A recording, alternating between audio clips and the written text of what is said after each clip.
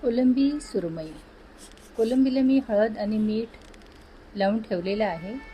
आता सुरमईला आलं लसणाची पेस्ट, त्यामध्ये कोथिंबीर आणि मिरचीचं पेस्ट टाकलेलं आहे. हळद टाकते आहे आणि धणे जिरे पावडर आणि गरम मसाला, लाल तिखट आणि मीठ आणि थोडं वरून तेल. आता त्याला छान चोळून घ्यायचं. पूर्ण फिशला मसाला लागला पाहिजे असं छान चोळून घ्यायचं.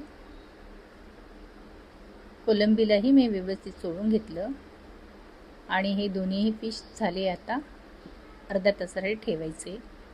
पॅनमध्ये मसाला टाकला, तेलामध्ये थोडं होऊ द्यायचं. आता त्यामध्ये थोडं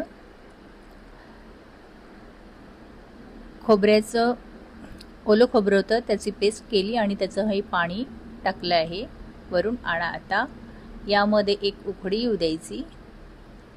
5 मिनटं ठेवलं आणि एक उकळी आली. आता त्यामध्ये सुरमई घालायची.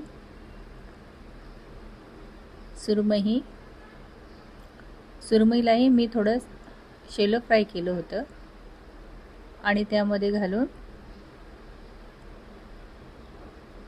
असं पूर्ण हे घालून घ्यायचं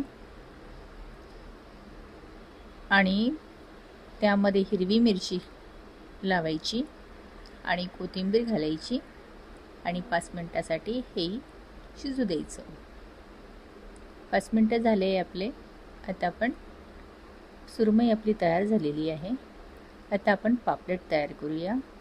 पॅनमध्ये तेल घेतलं, त्यामध्ये कांद्याची पेस्ट टाकली, आलं लसण कोथिंबीर मिरचीची पेस्ट घातली आणि टमॅटोचीही पेस्ट घातली. हे छान होऊ द्यायचं. पूर्ण एकत्रच घालायचं. छान एक शिजू द्यायचं.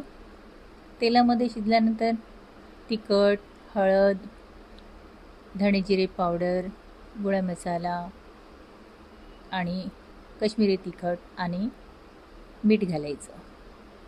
त्याला आणि खोबऱ्याची पेस्ट घालायची. ओलं खोबऱ्याची पेस्ट घातली. मसाला छान होऊ द्यायचा आणि थोडं पाणी घालून मसाला छान होते आहे. त्यामध्ये एक पापलेट फिश टाकायची आणि तिलाही थोडं चमचानी हलवून घ्यायचं. मसाला छान लागला पाहिजे आणि नंतर तेही झाकण लावून थोड्या वेळ ठेवायचं आणि नंतर झालं की पापलेट फिश आपली तयार झालेली आहे. सुगंधही छान येतो आहे. कोथिंबीर टाकून ते सर्व करायला घ्यायची. आता आपण कोलंबी करूया. आलं लसणाची पेस्ट, थोडंसं कांद्याची पेस्ट आणि खोबऱ्याची पेस्ट, हळद आणि मिरचीची पेस्टसुद्धा होती. त्यामध्ये मीठ हे घालायचे. लाल तिखट घालायचं नाही. त्यामध्ये हा पिवळाच कलर येतो कोलंबीचा. आता कोलंबी घालायची आणि छान परतवायचं. तेलामध्ये छान होऊ द्यायचं. तिला पूर्ण मसाला लागला पाहिजे कोलंबीला. कलरही छान दिसतो आहे. व्यवस्थित झाल्यानंतर थोडंसं पाणी घालायचं आणि नंतर थोडं हेही थोडा वेळ शिजू द्यायचं झाकण लावून.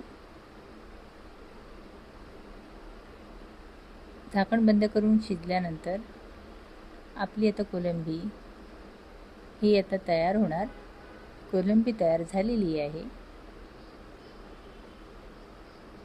कोथिंबीर घातलेली आणि आता कोलंबी, सुरमई आणि पापलेट ही तयार